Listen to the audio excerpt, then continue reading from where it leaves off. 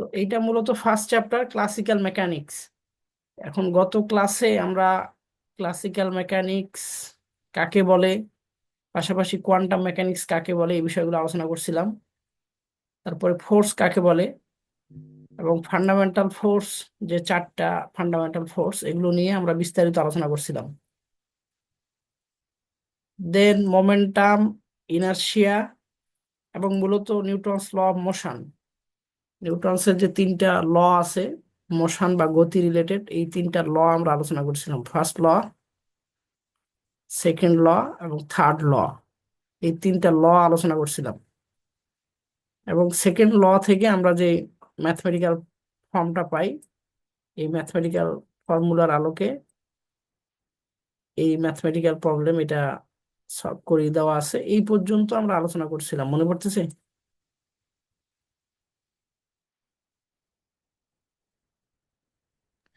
G sir.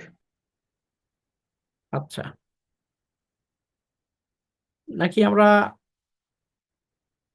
Conservation of momentum আলোচনা করা হয় নাই, তাই না? No sir.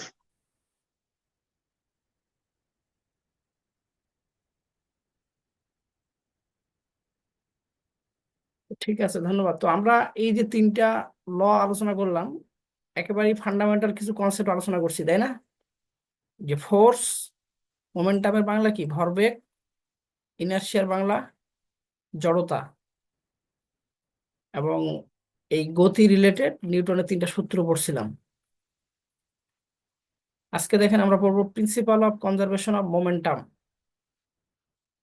মোমেন্টাম শব্দের অর্থ কি? ভরবেগ। ভরবেগ। কনজারভেশন শব্দের অর্থ সংরক্ষণশীল। আর প্রিন্সিপাল শব্দের অর্থ নীতি। তাহলে কি হয়? ভরবেগের সংরক্ষণ নীতি। সংশীল নীতি। ভরবেগের সংরক্ষণশীল নীতি খুব কমন একটা বিষয়, যে আমরা যদি দুটা বস্তু বিবেচনা করি, এই দুটা বস্তুর সংঘর্ষের, এটা হচ্ছে ডিউরিং কলিশন। আর এই দুটা বস্তু সংঘর্ষে লিপ্ত হয়, এটা হচ্ছে সংঘর্ষের সময়। এটা সংঘর্ষের আগে, আর এটা সংঘর্ষের পরে, তাই না? তো প্রিন্সিপাল অফ কনজারভেশন অফ মোমেন্টামে বলা হচ্ছে সংঘর্ষের আগে যে টোটাল ভরবেগ আর সংঘর্ষের পরে যে টোটাল ভরবেগ সমান হবে। তো যাই হোক, এই বিষয়টা আমরা বিস্তারিতভাবে আমরা এক্সপ্লানেশনটা পড়বো। তো ফিগারে দেখেন দুইটা বস্তু দেখতে পাচ্ছেন, একটা হচ্ছে M1 আর একটা M2। দেখতে পাচ্ছেন সবাই? জি স্যার। এখন M1, এই বস্তুর ভর, এখানে V1 V4 লেখা আছে, আপনি চাইলে U1 লিখতে পারেন। M2 আরেকটা বস্তু, যার বেগ V2 ব্র্যাকেট V4 লেখা আছে, আপনি চাইলে U2 লিখতে পারেন। তাহলে U1 একটা বস্তু, তার বেগ কত? U1। M2 আরেকটা বস্তু, যার বেগ U2। U2। এখন বলেন তো, কখন, কোন কন্ডিশনে এই বস্তুটা এই বস্তুটাকে ধাক্কা দেবে? কি কন্ডিশন লাগবে?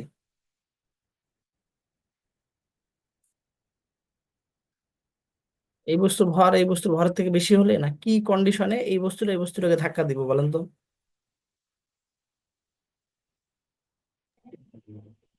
স্যার, U2 থেকে U1 এর বেগ বেশি। U2 এর থেকে যদি U1 এর বেগ বেশি হয়, তখন শুধুমাত্র সংঘর্ষটা সম্ভব।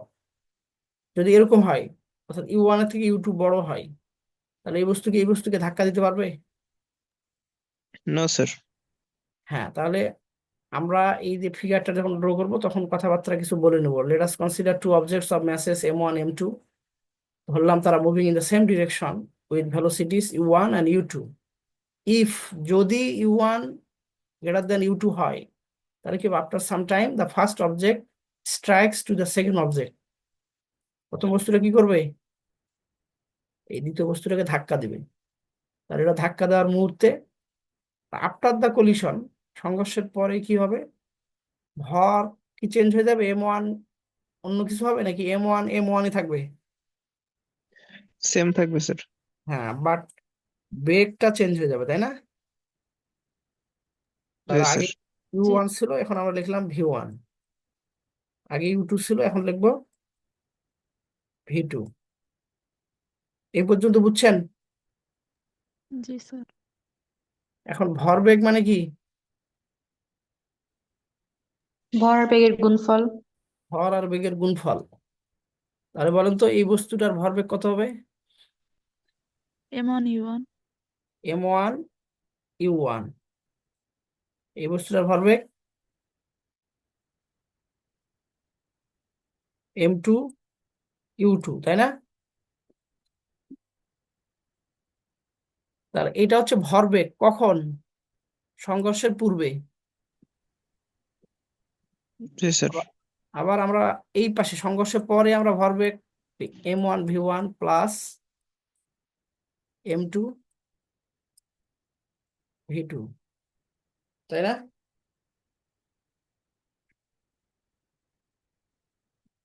তাহলে এটা হচ্ছে সংঘর্ষের পরে টোটাল ভরবেগ। আর এটা, সংঘর্ষের আগে। এর আগে। হ্যাঁ, এখন according to the conservation law of momentum যেটা বলা হচ্ছে যে মোমেন্টাম বিফোর কলিশন আর মোমেন্টাম আফটার কলিশন এটা সমান হবে। দ্যাট মিনস এই যে আগের সংঘর্ষের পূর্বে যে মোমেন্টামটা ছিল টোটাল মোমেন্টাম, এটা just equal to the momentum after the collision. সংঘর্ষের পরে যে টোটাল ভরবেগ সেটা সমান হবে। ফাইনালি আমরা যে সূত্রটা পাই, সূত্রটা আমরা লিখতে পারি এইভাবে: m1 u1 plus m2 u2 equal m1 v1 plus m2 v2। এটা হচ্ছে প্রিন্সিপাল অফ কনজারভেশন অফ মোমেন্টামের mathematical form. Clear?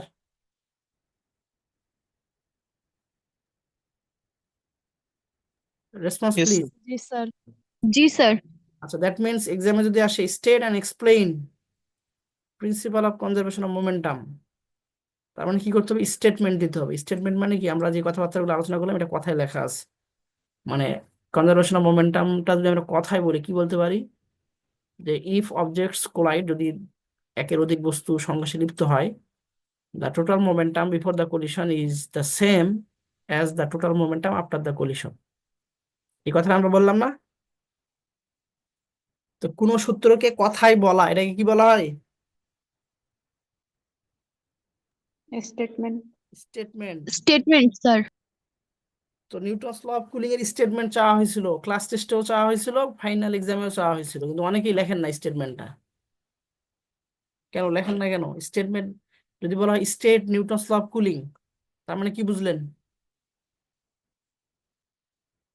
Newton's law of কুলিংটা কি করতে হবে? কথাই লিখতে হবে। হ্যাঁ, কথাই লিখতে হবে। নিউটনস ল অফ কুলিং এর যে কথাটা, সেই কথাটা লিখতে হবে আপনাকে। আর যদি বলে স্টেট অ্যান্ড এক্সপ্লেইন, তার মানে স্টেটমেন্ট দেওয়ার পরে আপনাকে কি দিতে হবে? এক্সপ্লানেশন দিতে হবে। এক্সপ্লানেশন মানে এই যে ফিগার টিগার ড্র করে আমরা ম্যাথমেটিক্যালি যে কথাবার্তাগুলো বলছি সেগুলো কি? এক্সপ্লানেশন। তো যে কোনো সূত্রের যদি বলা হয় স্টেট অ্যান্ড এক্সপ্লেইন, তার মানে কি? স্টেট মানে সূত্রটা কথাই বলতে হবে, এক্সপ্লেইন মানে ফিগার, ম্যাথমেটিক্স আরো আনুষঙ্গিক বিষয় দিয়ে সেটাকে এক্সপ্লেইন করতে হবে। তো আমরা এই প্রিন্সিপাল কনজারভেশন মোমেন্টাম যে ম্যাথটা সলভ করলাম, এই ম্যাথমেটিক্যাল ইকুয়েশন আলোকে এখানে একটা ম্যাথমেটিক্যাল প্রবলেম সলভ করে দেওয়া আছে। এটা বাসায় আরেকবার দেখবেন। পাশাপাশি দেখেন এখানে একটা ম্যাথমেটিক্যাল প্রবলেম দেওয়া আছে, প্রবলেম 2। দেখেন তো প্রবলেমটা আগে পড়েন।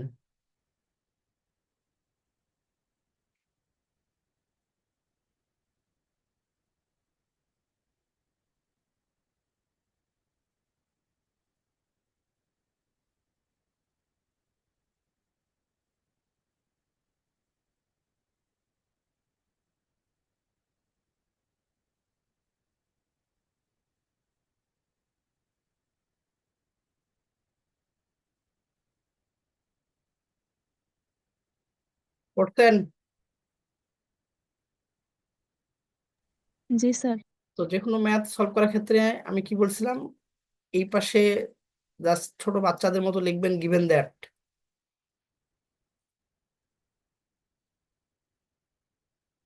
আর বাম সাইডে কি লিখবেন? উই নো দ্যাট, তাই তো?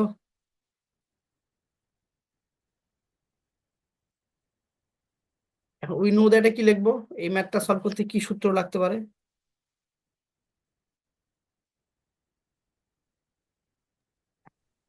এই ম্যাথটা কোন সূত্রে আলোকে সলভ করব? Sir M1U1 plus M2U2 equal to M1 plus M2 into V, এই সূত্রটা হবে স্যার? আচ্ছা, সূত্র তো আর চেঞ্জ করার দরকার নেই। সূত্র কি জানেন আপনি? M1U1 plus, M2U2। আর দুটো বস্তুর মধ্যে সংঘর্ষ হচ্ছে না এখানে? জি স্যার। তাহলে কোন সূত্র? সূত্র বানাবেন আবার নতুন করে? আচ্ছা M1, স্যার আচ্ছা দেখতেছি M1 আগে কি হবে সেটা পরে, আগে সূত্র তো এটা জানেন নাকি না? এটা জানেন না? জি স্যার। সূত্র চেঞ্জ হবে কি, বাড়াইতে হবে না কমাইতে হবে সেটা পরে, কিন্তু আপনি এই সূত্রটা জানেন তাই তো? জি স্যার। বাকিরা কি জানেন এই সূত্র? দেখছেন? জি স্যার। কবে দেখছেন? আজকে দেখলেন তাই তো? এর আগেও ছোটবেলায় দেখছিলেন। তো যাই হোক, দিস ইজ দ্য ইকুয়েশন যেটার মাধ্যমে আপনি ম্যাথটা সলভ করবেন। এই জন্য লিখবেন উই নো দ্যাট। এবার দেখেন ডান পাশে গিভেন দ্যাটে কি লিখবো? এটা কি M1 তাই তো? এইটা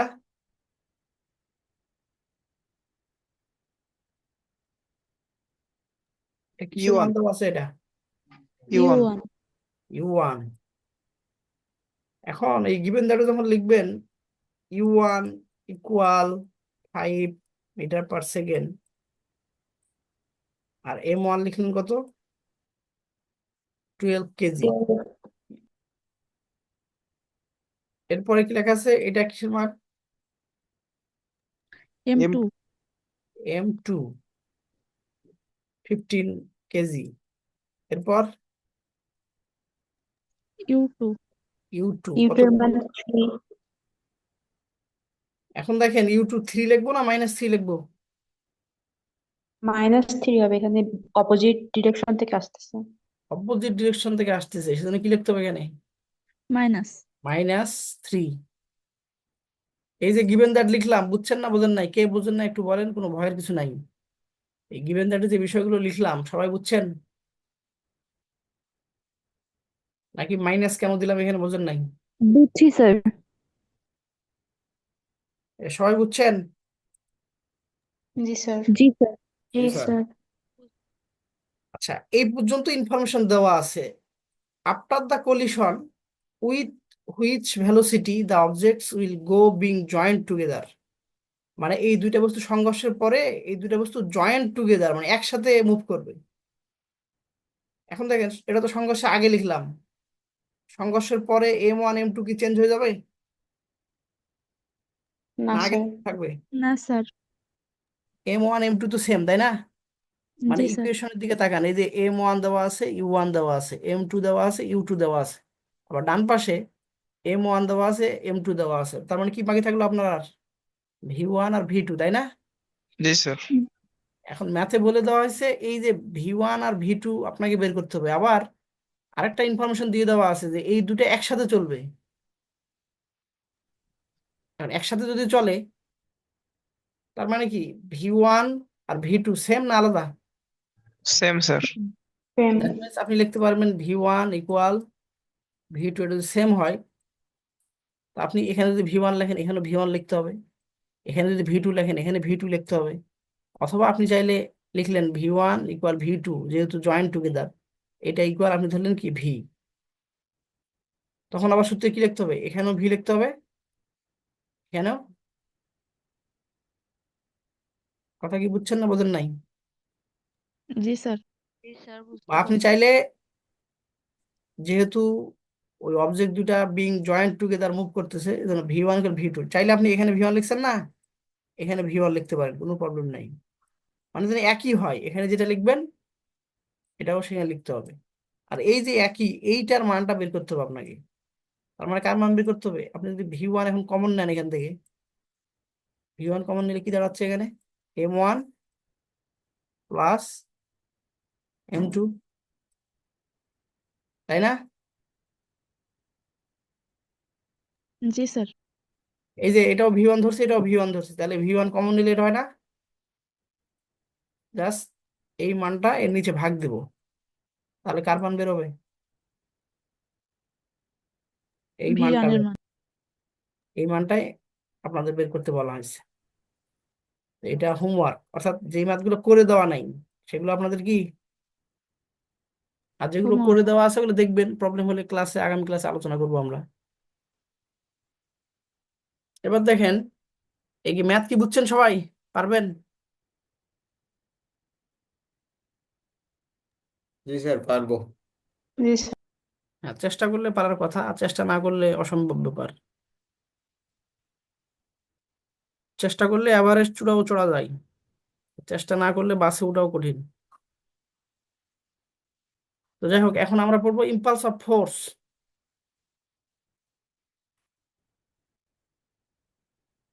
ফোর্স সম্পর্কে তো আমরা অনেক কথাবার্তা বলছি, তাই না? ফোর্সকে কি দ্বারা প্রকাশ করা হয়? এফ দ্বারা। এফ দ্বারা।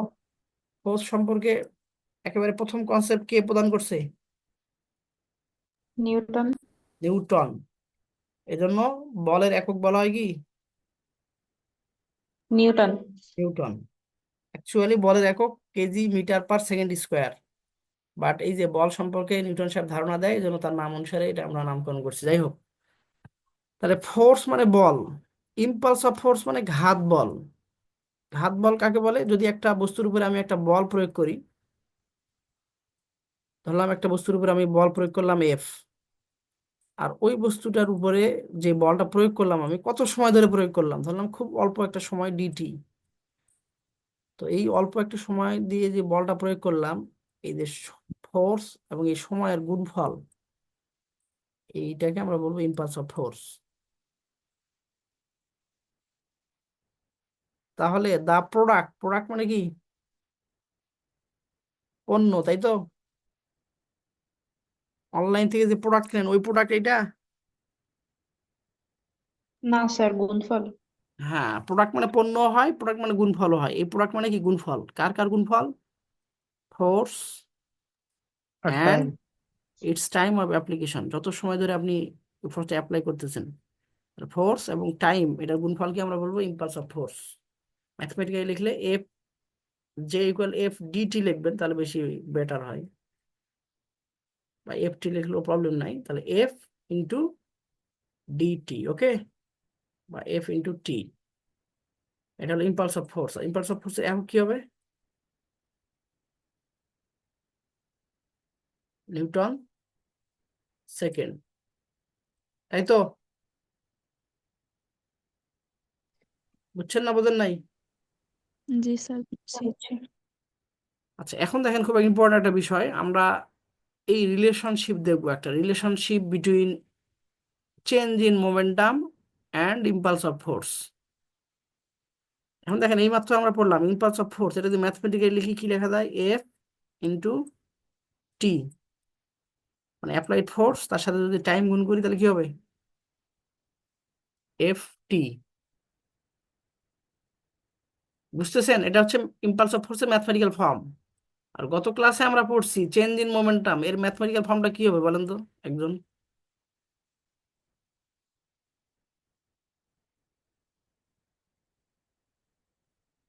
Change change, of moment.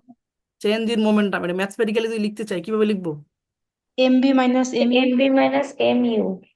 M v minus m u, কারণ এম ভি মানে শেষ ভরবেগ, এম ইউ মানে আদি ভরবেগ। তাহলে শেষ ভরবেগকে আদি ভরবেগ থেকে বিয়োগ দিলে আমরা পাবো চেঞ্জ ইন মোমেন্টাম বা ভরবেগের পরিবর্তন। এগুলো গত ক্লাসে আমরা বিস্তারিতভাবে পড়ছিলাম। যারা বুঝতেছেন না বা ভুলে গেছেন, গত ক্লাসে ভিডিওটা আমি ক্লাসরুমে দিয়ে দেবো আপনাদের, সেখান থেকে দেখে নেবেন। অর্থাৎ এই যে আমরা ফার্স্ট চ্যাপ্টারটা আলোচনা করতেছি, পুরো চ্যাপ্টারের ভিডিওটা থাকবে। ভিডিওগুলো দেখেন, এরপরেও প্রবলেম হলে আগামী ক্লাসে আপনাদের সাথে তো আমাদের দেখা হবে ইনশাআল্লাহ। এসিআর বুঝতেছেন?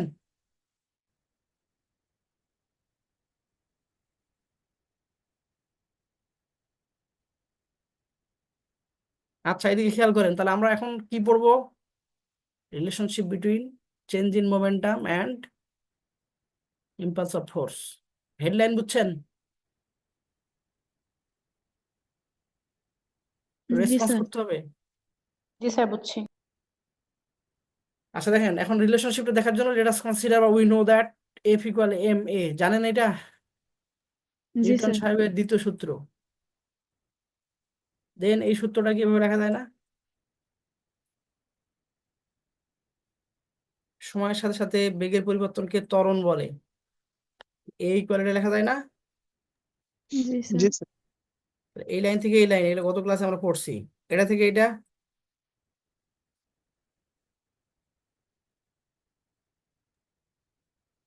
যাই স্যার। লেখা যায়। এই যায় লাইন, স্যার। জি এই লাইন থেকে এই লাইন। যায় স্যার। আচ্ছা তাহলে দেখেন তো, এই পাশে যে এটা লিখলাম, এটা ম্যাথমেটিক্যালি লেখা আছে, এটা যদি আমি কথায় বলি কি বলতে পারি এটাকে? Impulse of force. Impulse of force. Impulse of force, এই যে লেখাই আছে এখানে। আর ডান সাইডে একটা বিষয় পাইলাম, এটাকে আমাদের ম্যাথমেটিক্যালি লেখা আছে, এটাকে কি বলবো? Change in momentum. Energy of momentum. Change in momentum. তাহলে আমরা কি পাইলাম, যে ইম্পালস অফ ফোর্স আর চেঞ্জ ইন মোমেন্টাম আলাদা বিষয় না, তার একই বিষয়, মানে একই মান তাদের। এই কথাটা বোঝার জন্য আমরা এই রিলেশনশিপটা দেখলাম। তাহলে কি বুঝলেন, কোনো একটা বিষয়ের যদি চেঞ্জ ইন মোমেন্টাম হয়, তাহলে ভরবেগে যতটুকু পরিবর্তন হবে ইম্পালস অফ ফোর্সটাও ততটুকু হবে। এই কথাটা কি বুঝছেন? জি আশেপাশে স্যার। খাতা কলম থাকলে একটু লিখে রাখেন, এই কথাটা খুব ইম্পর্টেন্ট। কি কথা? ইম্পালস অফ ফোর্স, ঘাত বল আর চেঞ্জ ইন মোমেন্টাম একই কথা। কোনো একটা ম্যাথে যদি আপনাকে চেঞ্জ ইন মোমেন্টাম বের করতে বলা হয়, আপনি ঘাত বল বের করলেও যে অ্যান্সার আসবে, চেঞ্জ ইন মোমেন্টাম বের করলেও একই অ্যান্সার আসবে। অর্থাৎ একটা বস্তুর যতটুকু ভরবেগের পরিবর্তন হয়, ঠিক ততটুকু ইম্পালস অফ ফোর্স বস্তুটা পায়। এই কথাটা কি বুঝছেন? হ্যাঁ জি জি স্যার। স্যার। স্যার। অর্থাৎ এই যে এই লাইনটা, শেষের যে লাইনটা, এটা খুব ইম্পর্টেন্ট। এই লাইনটা বুঝলেই এখন আমি যে বিষয়গুলো আলোচনা করবো একেবারে সহজ। আর এই কথাটা একটু হাইলাইট করে রাখেন, একটু পরে আবার কাজে লাগবে আমাদের এই কথাটা। এই কথার উপর বেস করে রকেট উৎক্ষেপণ করা হয়। মানে রকেট যে আকাশে, মহাকাশে যদি আমি উৎক্ষেপণ করি, তাহলে এই কনসেপ্টটা কাজে লাগে। কিভাবে কাজে লাগে একটু পরে আসতেছি আমরা। মানে একটু পরে বলতে এই যে ম্যাথের পরেই, এখন ম্যাথে কি দেওয়া আছে, ম্যাথটা পারা যাবে না, দেখেন তো।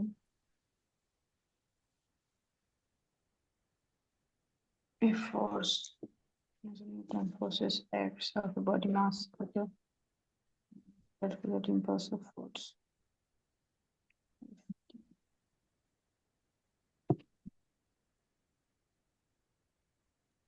জি স্যার। তাহলে change impulse of force, just F আর টি এর মান বের করবেন। চেঞ্জ ইন ভেলোসিটি মানে কার মান বের করতে হবে ম্যাথমেটিক্যালি, বলেন তো? চেঞ্জ ইন ভেলোসিটি বেগের পরিবর্তন। ম্যাথমেটিক্যালি কিভাবে লিখবো বেগের পরিবর্তন?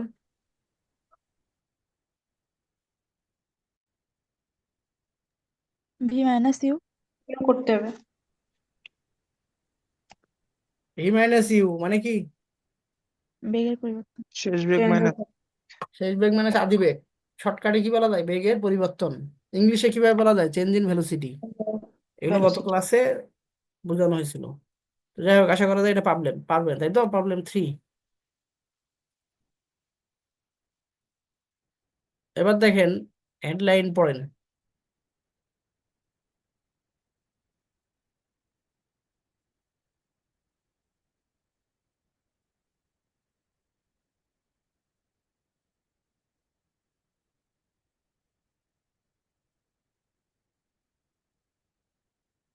হেডলাইন পড়ছেন? জি স্যার। তো এখানে কিছু কথাবার্তা আছে, এটা বোঝার জন্য পরীক্ষায় আবার এই মুখস্থ করে লেখার দরকার নেই, কথা বুঝছেন?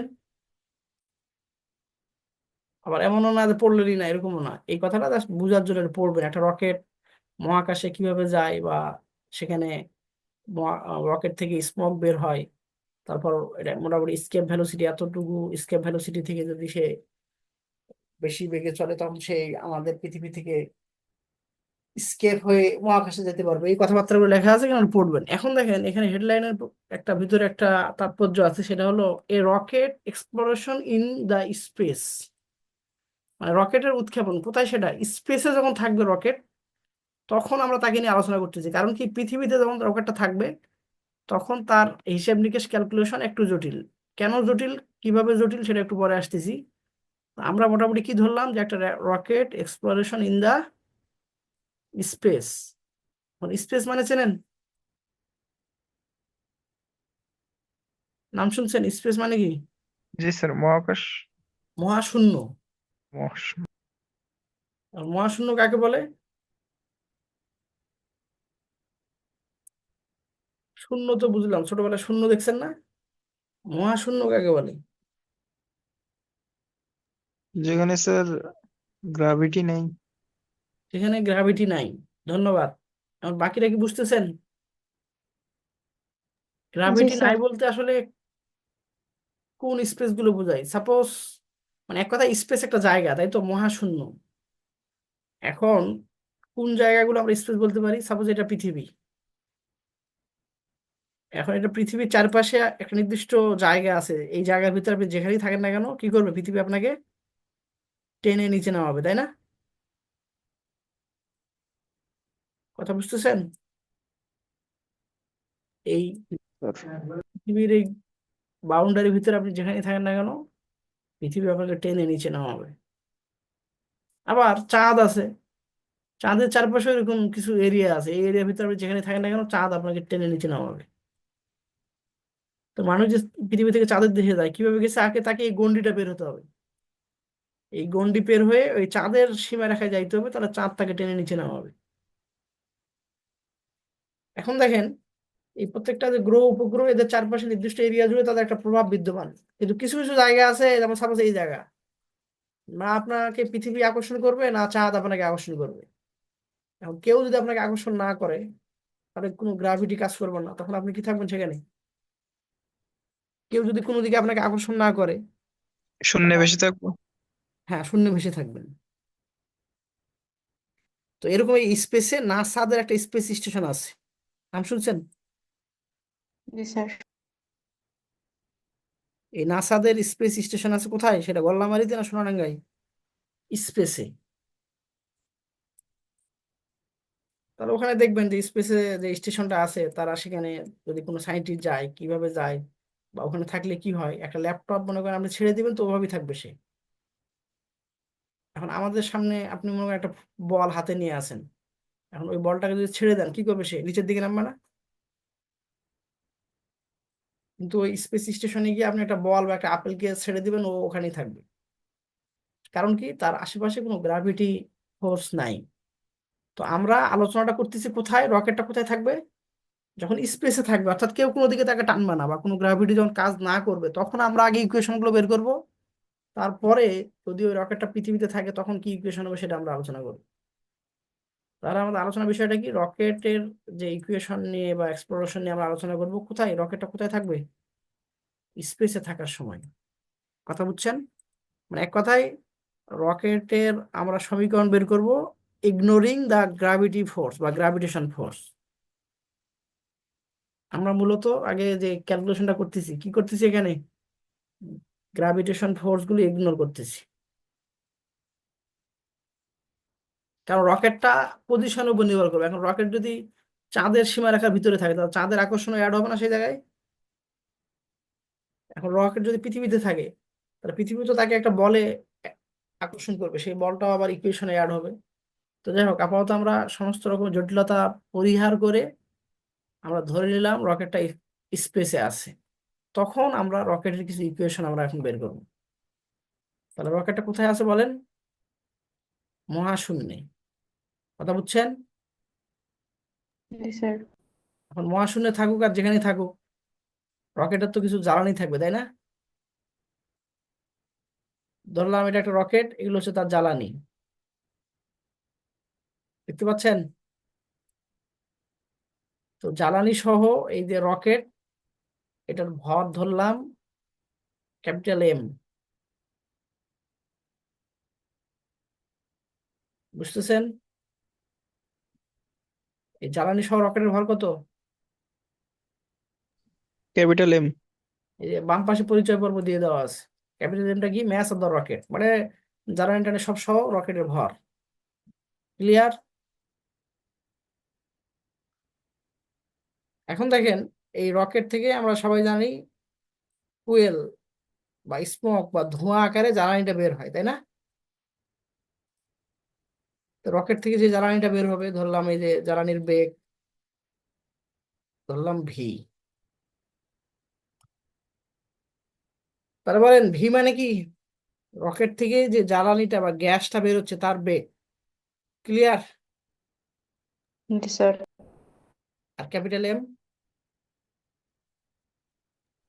স্যার রকেটের ভর। রকেটের ভর। তাহলে দেখেন এখানে ভরবেগের একটা বিষয় আছে না? জি স্যার। ভরবেগের একটা কনসেপ্ট আছে কি আছে না? এখানে আছে, তাই না? স্যার দেখেন এই ভরবেগের কনসেপ্ট থেকেই আমরা রকেটের বিভিন্ন ইকুয়েশন বের করবো। কিভাবে বের করবো একটু খেয়াল করেন। এখন দেখেন একটা সহজ ম্যাথমেটিক্যাল প্রবলেম বোঝার চেষ্টা করেন। আপনার পকেটে আছে 12 টাকা। আচ্ছা, এখন এই আপনার পকেট থেকে আপনি 2 টাকা মনে করেন দান করলেন একজনকে। ওকে, তাহলে আপনাকে যদি বলি আপনার পকেটে কয় টাকা আছে এখন? 10 টাকা। 10 টাকা। আচ্ছা, এবার আপনাকে যদি বলি আপনার পকেটের টাকার পরিবর্তন কয় টাকা, কি বলবেন? 2 টাকা। 2 টাকা। নাকি এই সহজ হিসাব কি বুঝছেন? আপনার পকেটে টাকার পরিমাণ 10 টাকা, কিন্তু চেঞ্জ অফ মানি মানে আপনার পকেটে টাকার পরিবর্তন হয়েছে কতটুকু? 2 টাকার। 2 টাকার পরিবর্তন হয়েছে। অর্থাৎ আপনার পকেট থেকে যে টাকাটা বের হয় ওটাই হলো আপনার টাকার পরিবর্তন। এই কথাটা কি বুঝছেন না বুঝেন নাই? জি স্যার বুঝছি। এখন এখানে আবার হিসাব জটিল করেন না। অনেকেই বলে স্যার 10, অনেকেই বলে 12। 10 হচ্ছে আপনার পকেটে কয় টাকা আছে সেই অ্যামাউন্টটা হলো 10। আগে কয় টাকা ছিল সেটা হলো 12 টাকা। চেঞ্জ কতটুকু? চেঞ্জ হলো 2। তার মানে শর্টকাটে বলা যায় আপনার পকেট থেকে যেই টাকাটা বের হয় সেটাই হলো আপনার পকেটের টাকার চেঞ্জ, তাই না? এখানে যদি 2 টাকা না বের হয় আপনি 3 টাকা একজনকে দান করতেন, তাহলে চেঞ্জ হতো কয় টাকা? 12 টাকা পকেটে ছিল, 3 টাকা একজনকে দান করলেন, তাহলে আপনার টাকার চেঞ্জ কতটুকু? 3 টাকা। 3 টাকা। অর্থাৎ আপনার পকেট থেকে যেটা বের হবে সেটাই আপনার চেঞ্জ। কথা বুঝছেন? জি স্যার। এখন আপনাকে যদি বলি এই রকেট থেকে ডিটি সময়ে মানে অল্প একটু সময়, এই ডিটি সময়ে ডিএম পরিমাণ খুব স্মল অ্যামাউন্ট অফ একটা ভরের গ্যাস বের হচ্ছে, বলেন তো এম মানে, ক্যাপিটাল এম মানে তো কার ভর? রকেটের ভর। জ্বালানি সহ।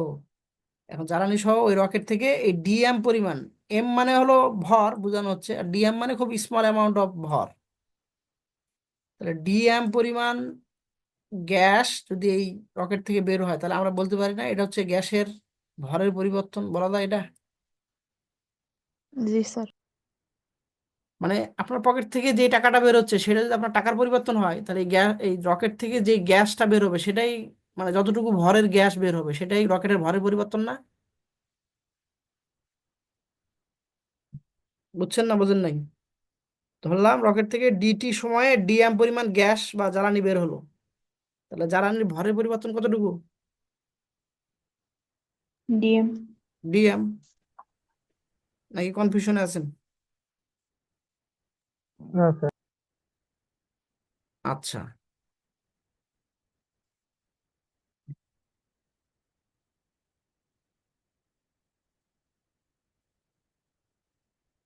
তাহলে এদিকে তাকান। এখন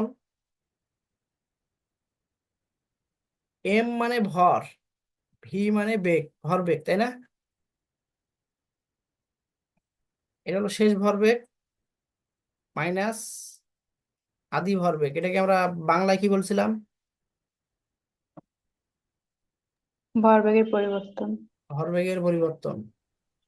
এটাকে শর্টকাট এভাবে লেখা যায় না? এম ভি মাইনাস ইউ লেখা যায়। যায়। আবার এম, এই বেগের যে পরিবর্তন এটাকে শর্টকাটে ডিভি লেখা যায়, মানে বেগের পরিবর্তন। ভি মানে বেগ, ডিভি মানে বেগের পরিবর্তন। তাহলে এখানে একটা জিনিস খেয়াল করেন, এখানে কিন্তু শুধু বেগের পরিবর্তন হচ্ছে, ভর ঠিক আছে না? জি স্যার। কিন্তু আমরা যখন একসাথে বলতেছি তখন এটা কি বলতেছি? ভর ইন্টু বেগের পরিবর্তন নাকি ভর বেগের পরিবর্তন বলি আমরা? ভরবেগের পরিবর্তন হ্যাঁ, একসাথে। যদিও শুধু বেগের চেঞ্জ হয়েছে, ভরের কিন্তু চেঞ্জ নেই এখানে, তাই না? জি স্যার। কথা কি বুঝছেন? এখানে দুইটা বিষয়, একটা হলো ভর আর একটা হলো বেগ। তো দেখলাম শুধু বেগের যদি চেঞ্জ হয় তাহলেও ভর বেগের চেঞ্জ হবে। ক্লিয়ার? জি এবার স্যার। এবার রকেটের দিকে তাকান, রকেটে যেটা হয় বেগ ঠিক থাকে সব সময়, কিন্তু এখানে ভরের পরিবর্তন হচ্ছে না, মানে জ্বালানি যত বের হবে ভরের পরিবর্তন তত বেশি হবে না?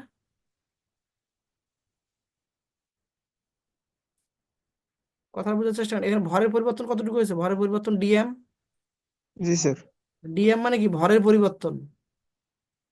তো ভরের পরিবর্তনের সাথে যদি এখন বেগ গুণ করি তাহলে কি হবে, এটাকে একসাথে কি বলবো আমরা?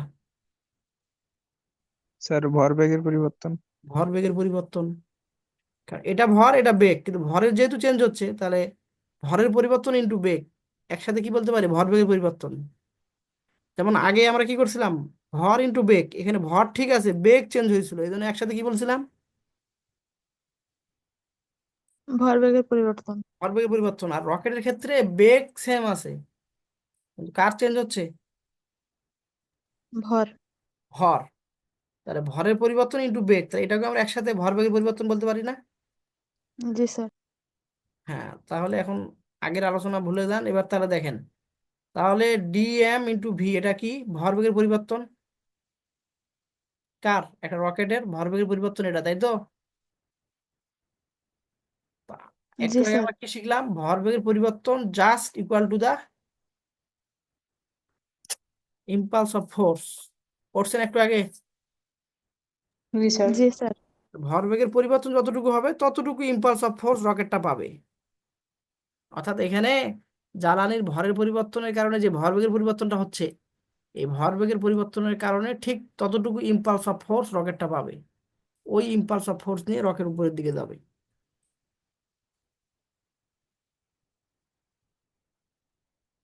ফাইনালি আমরা জানি চেঞ্জ অফ মোমেন্টাম মানে ভরবেগের পরিবর্তন ইকুয়াল টু কি, ইম্পালস অফ ফোর্স। এটা জানেন না, জানেন না? জানি স্যার। জানি স্যার। রকেটের ভরবেগের পরিবর্তনটা কিভাবে লিখবো, এইভাবে।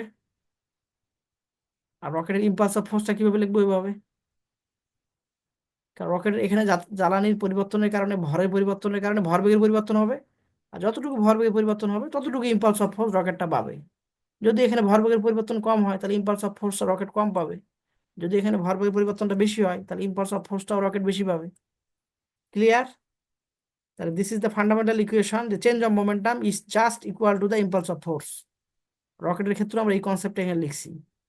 আগে ডিএম মানে কি, ভি মানে কি, এফ মানে কি, এগুলো পরিচয় করাই দিছি। পরিচয় করাই দিয়ে ফাইনালি উই নো দ্যাট, বা আমরা এই মাত্র যেটা আলোচনা করলাম ওই কনসেপ্ট থেকে এটা লেখা যায়। এতটুকু বুঝছেন? জি জি স্যার।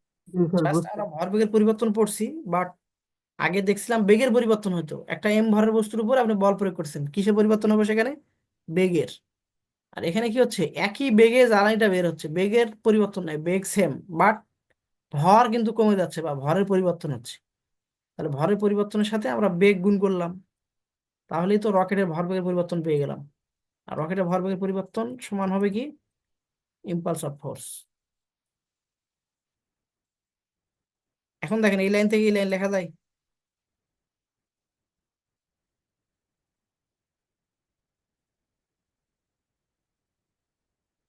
জি স্যার। তাহলে এইটা হচ্ছে একটা ইকুয়েশন, কার ইকুয়েশন, রকেটের ফোর্সের ইকুয়েশন। অর্থাৎ একটা রকেট যদি স্পেসে থাকে, মহাশূন্যে থাকে, তাহলে তার বলের সমীকরণটা হবে এরকম।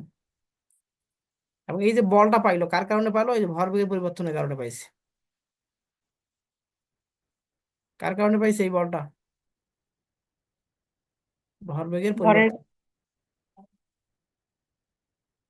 এখন আমরা আবার জানি এফ ইকুয়াল এম এ, তাহলে এম এ এই কথাটা যদি আমরা এখানে বসাই তাহলে ইকুয়েশনটা কিরকম আকার ধারণ করবে, এরকম আকার ধারণ করবো না?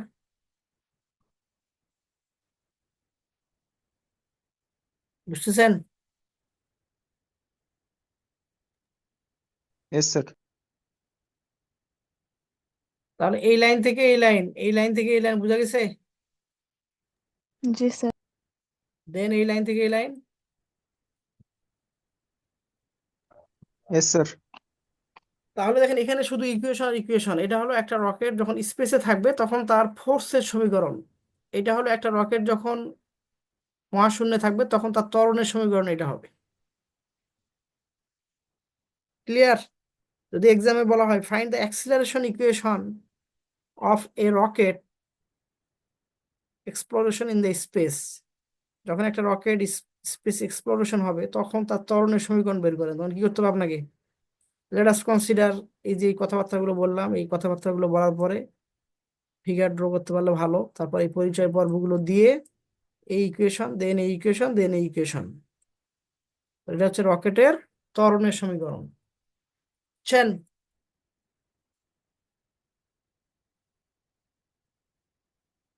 এখন দেখেন যদি আমরা স্পেসে না থাকতো রকেটটা, তাহলে কি হতো? রকেট তো এই যে বলে, এই বলে রকেট উপরের দিকে যাচ্ছে, রকেট যে উপরের দিকে যাবে সেই সমীকরণটা এটা না? জি স্যার। রকেট এই যে বল, এই ফোর্সের উপরের দিকে যাচ্ছে কেন? কারণ এখানে ভরবেগের পরিবর্তন হচ্ছে, তাই তো? ইয়েস নো কিছু বলেন। জি স্যার। এখন এই রকেটটা যদি আমাদের পৃথিবীর ভিতরে থাকতো তাহলে কি করতো? পৃথিবী আবার এই রকেটকে টানতো না? কোন দিকে টানবে? পৃথিবী কি তাকে এই দিকে টানবে নাকি উপরের দিকে? নিচের দিকে টানবে। নিচের দিকে টানবে। তাহলে এটা যদি প্লাস হয় তখন এখানে আবার মাইনাস, কতটুকু ফোর্সে নিচের দিকে টানবে? ভর ইন্টু ত্বরণ। তো ভর কত রকেটের? এম। আর ত্বরণ কোন ত্বরণ? অভিকর্ষ ত্বরণ। এই ফোর্সে আবার পৃথিবী তাকে নিচের দিকে টানবে, তাই না? জি স্যার। এই ফোর্সটা পাইছে জ্বালানির কারণে, আর এই ফোর্সটা পাচ্ছে কার কারণে? পৃথিবী তাকে নিচের দিকে আকর্ষণ করার কারণে। আবার বাতাসে যদি বাধা থাকে সেই বাধাটা আবার এখানে বিয়োগ করতে হবে। অর্থাৎ যখন পৃথিবীর ভিতরে রকেটটা থাকবে তখন কিন্তু এই বিষয়গুলো আসবে। এই জন্য এই জটিলতা ভিতরে না গিয়ে এখানে আপনাদের কাছে সহজে বোধগম্য হয়, এই জন্য বলে দেওয়া হয়েছে আমরা রকেটের এই আলোচনাগুলো করতেছি। রকেটটা কোথায় থাকার সময়? স্পেসে। স্পেসে থাকার সময়। ওই জন্য এক্সামে যদি বলা থাকে যে ফাইন্ড দ্য ইকুয়েশন বা অ্যাক্সেলারেশন ইকুয়েশন রকেট, তো বলে দেওয়া থাকবে স্পেসের ক্ষেত্রে। আবার ম্যাথ করার সময় বলে দেওয়া থাকবে ইগনোরিং দ্য গ্রাভিটেশনাল ফোর্স। যদি এই কথাটা অ্যাড না থাকে তাহলে কিন্তু একটু জটিলতা আকার ধারণ করবে, কথা বুঝছেন? Ignoring the sir. Gravitational force. দেখেন তো আমরা এখন যে কনসেপ্টটা পড়লাম এর আলোকে ম্যাথমেটিক্যাল প্রবলেমটা পারা যাবে? দেখেন তো।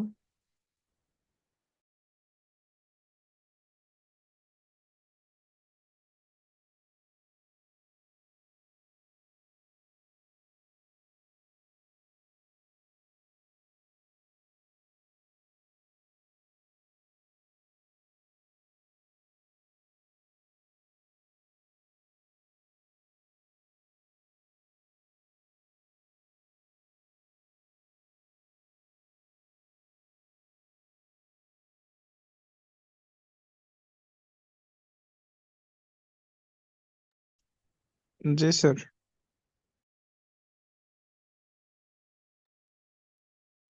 এখানে মূলত কিসের মান বের করতে হবে? Sir force. ফোর্স। তাহলে কোন সমীকরণটা কাজে লাগাবো?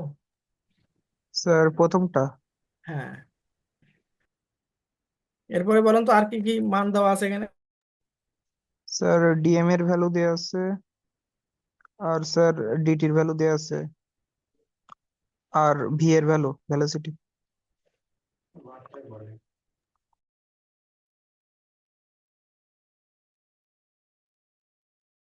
এটা কার মান? Sir DM. হ্যাঁ। আর ডিটি এর মান? Sir 1 second. তার মানে 1, তাই তো? জি স্যার। এই মানটা দেওয়া আছে, এই মানটা দেওয়া আছে, বাট এখানে কিলোমিটারে দেওয়া আছে, আপনাকে মিটারে করে নিতে হবে। জি স্যার। তাহলে পারা যাবে এটা? জি স্যার। এখন দেখেন লাস্ট টপিক, এটা আর 2-3 মিনিট লাগবে, একটু খেয়াল করেন। তাহলে মূলত আমরা চ্যাপ্টারে যেটা পড়লাম ক্লাসিক্যাল মেকানিক্স, এবং আপনাদের প্রথম ক্লাসেই বলছিলাম যে ক্লাসিক্যাল মেকানিক্সকে বলা হয় নিউটনিয়ান মেকানিক্স। কারণ কি? নিউটন প্রথম। এই ক্লাসিক্যাল মেকানিক্সের ফান্ডামেন্টাল কনসেপ্ট গুলো কে দিয়েছে? নিউটন। নিউটন। নিউটন। নিউটনিয়ান মেকানিক্সের জন্য বলা হয় নিউটনীয় বলবিদ্যা। এবং আমরা দেখলাম তাই এই চ্যাপ্টারে কি বললাম, আমরা নিউটনসের বিভিন্ন সূত্র পড়ছি, তাই তো? জি তো স্যার। মূলত ফোর্স পড়া মানে নিউটনের কনসেপ্ট পড়া, বা আমরা মূলত নিউটনের ল পড়ছি। এই ল গুলো আলোকে প্রিন্সিপাল অফ কনজারভেশন মোমেন্টাম পড়লাম, দেন ওই ল এর উপর বেস করে, চেঞ্জ অফ মোমেন্টামের উপর বেস করে আমরা একটা কনসেপ্ট পাইলাম, ইম্পালস অফ ফোর্স আর চেঞ্জ অফ মোমেন্টাম ইকুয়াল। আবার এই কনসেপ্টটা আমরা রকেটে অ্যাপ্লাই করে দেখলাম।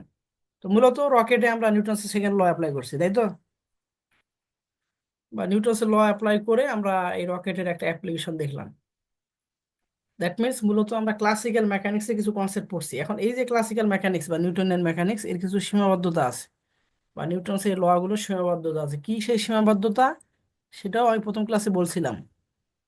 প্রথম ক্লাসে একটা বলছিলাম, দেখেন যে বড় বস্তুগুলোর ক্ষেত্রে আমরা নিউটনের ল গুলো অ্যাপ্লাই করতে পারবো, বা ক্লাসিক্যাল মেকানিক্স বড় বড় বস্তুর মোশন গুলো আলোচনা করে। যেমন ফুটবল খেলোয়াড়টা ফুটবল খেলতেছে, এখন খালি চোখে যেটা দেখা যায়, এগুলোর মোশন নিয়ে যখন আলোচনা করবো সেটার নাম কি?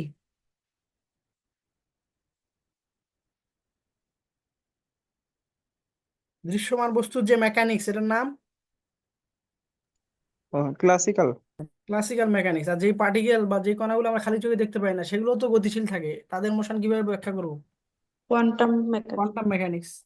তার মানে বোঝাই যাচ্ছে ক্লাসিক্যাল মেকানিক্সে কিছু সীমাবদ্ধতা আছে। কি সীমাবদ্ধতা আছে? সেগুলো শুধু বড় বস্তুর ক্ষেত্রে অ্যাপ্লিকেবল, ছোট বস্তুর ক্ষেত্রে না, তাই তো?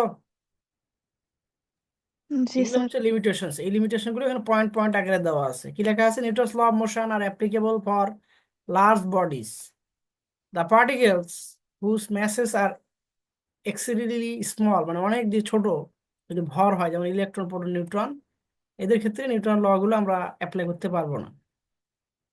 তাহলে এই একটা লিমিটেশন, যে অনেক ছোট বস্তুর ক্ষেত্রে নট অ্যাপ্লিকেবল। আবার যে বস্তুগুলোর ভর বা যে পার্টিকেলের ভর 10⁻31 কেজি, অর্থাৎ অনেক স্মল, এগুলোর ক্ষেত্রেও আমরা নিউটনের ল ব্যবহার করতে পারবো না। আবার কোনো একটা পার্টিকেল যদি আলোর কাছাকাছি বেগে চলে বা আলোর বেগে চলে, তখন আমরা নিউটনসের ল অ্যাপ্লাই করতে পারবো না। তার কয়টা লিমিটেশন হলো? একটা, দুইটা, তিনটা। লাস্টে একটা লিমিটেশন দেওয়া আছে, দেখেন।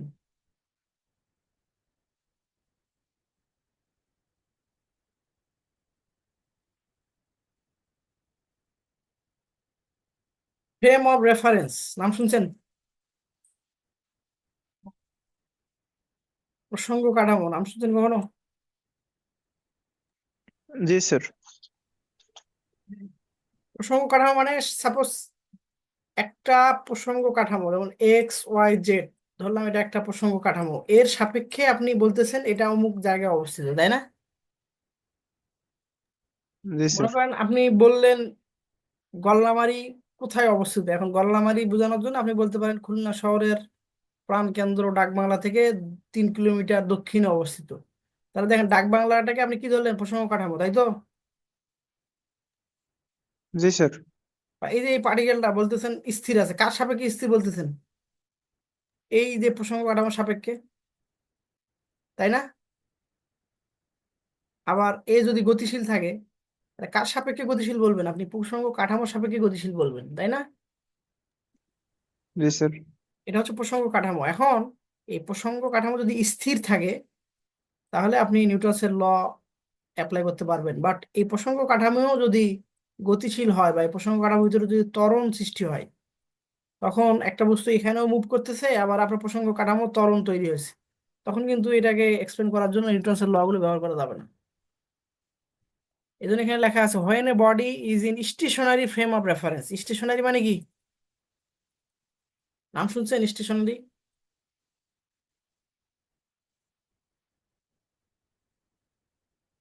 কখনো শোনেন নাই? শুনছি স্যার। দুইটা স্টেশনারি আছে, স্টেশন তো শুনছেন। জি স্যার। এখন দেখেন স্টেশনারি, NARY, আর একটা আছে NERY। এর অর্থ স্যার স্থির। এই স্টেশনারি মানে আপনার স্টেশনারি দোকানে জিনিসপত্র কেনেন না, জি স্যার। এই নাম শুনেন নাই স্টেশনারি? শুনছি স্যার। হ্যাঁ, শোনেন। ইংলিশ, মানে আপনারা তো ইংলিশ ভার্সনে পড়েন, আবার বাইরের দেশে অ্যাপ্লাই করবেন, যখন আইএলটিএস এর এক্সাম দিতে যাবেন, তখন একটা বিষয় দেখবেন, ওখানে আপনার সহজ সহজ শব্দের আপনি বানান ভুল করবেন। মানে আপনার আশেপাশেই অনেক বস্তু আছে যেগুলো একেবারে ইজি, আপনি হাজারবার নাম শুনছেন, কিন্তু ইংরেজি ওই শব্দের যখন লিখতে যাবেন ওই শব্দটা তখন দেখবেন যে বানান ভুল করে বসে আছেন। কথা বুঝছেন? তো দেখ, স্টেশনারি যে দোকানে আমরা যাই সেটার এই যে আর এই স্টেশনারি মানে স্থির। কথা বুঝছেন? অনেক সময় stationary frame of reference, stationary মানে কি স্থির, ফ্রেম অফ রেফারেন্স অর্থাৎ ফ্রেম অফ রেফারেন্সটা যদি স্থির থাকে তখন হচ্ছে আপনার নিউটনসের ল গুলো অ্যাপ্লিকেবল। বাট যদি স্টেশনারি ফ্রেম অফ রেফারেন্স না হয় তখন নিউটনের ল গুলো আমরা অ্যাপ্লাই করতে পারবো না। এগুলো হচ্ছে নিউটনস ল এর লিমিটেশন। তো আমরা মূলত এই চ্যাপ্টারে পড়ছি নিউটনসের ল, নিউটনস ল এর অ্যাপ্লিকেশন এন্ড নিউটনস ল এর লিমিটেশন।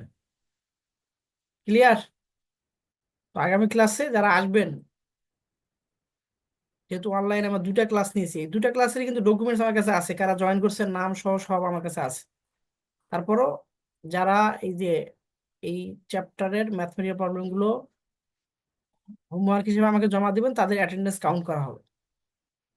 আগামী ক্লাসে আমি ওটা আগে প্রথমে চেক করব, সেই অনুযায়ী অ্যাটেন্ডেন্স নিব, তারপরে শনিবারে যারা ক্লাসে প্রেজেন্ট থাকবে তাদের অ্যাটেন্ডেন্স নেওয়া হবে। তো সবাইকে ধন্যবাদ। কারো কোনো প্রশ্ন আছে? স্যার হোমওয়ার্কটা কি পেজে করে জমা নাকি খাতায় করব? আচ্ছা, খাতায় করলে হবে, পেজে করে, আচ্ছা পেজেই জমা দেন, ঠিক আছে? 2 পেজ দেবো হয়তো নাকি? লাগবে। এখানে তিনটা তিনটা কি চারটা ম্যাথমেটিক্যাল প্রবলেম আছে। খাতায় করে জাস্ট ওই স্যার কোশ্চেন পেজগুলো। সহ লিখে অ্যান্সার করবো? হ্যাঁ হ্যাঁ।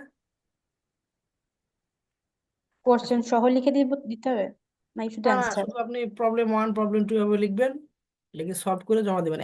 এক পৃষ্ঠায় হয়ে যাওয়ার কথা, এক পৃষ্ঠার এপির ওপিট লিখে জাস্ট আইডিটা লিখবেন উপরে, লিখে জমা দেবেন।